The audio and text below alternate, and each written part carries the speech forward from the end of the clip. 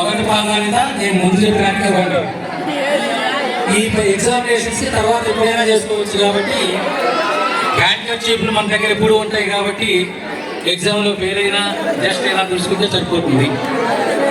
Final result ఏంటంటే మీరు pass అయినా జీవితంలో స్థిరపడినా వీటన్నిటికంటే ఇప్పుడు నేను చెప్పినట్టు అన్నిటికంటే అది లాంగ్ టర్మ్ ప్రాసెస్. ఎక్కువ సంతోషపడతారు, ఎక్కువ జీవితకాలం సంతోషపడతారు.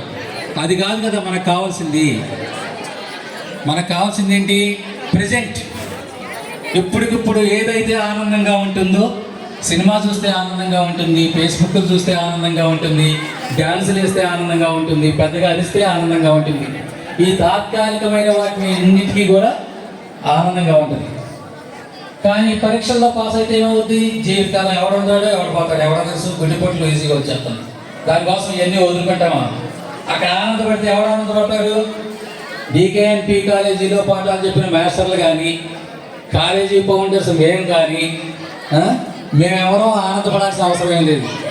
మీ భవిష్యత్తు బాగుంటే ఆనందపడేది మీ తల్లిదండ్రులు, ఏడవలసింది వాళ్ళ తల్లిదండ్రులు, సుఖపడాల్సింది మీరు. ఈ ఒక్క విషయం గుర్తుంచుకొని పరీక్షల్లో మంచిగా చదువుకుంటారో, ఆనందంగా జీవించాలనుకుంటారో ఈ నెల 15 రోజులు మీ ఇష్టం.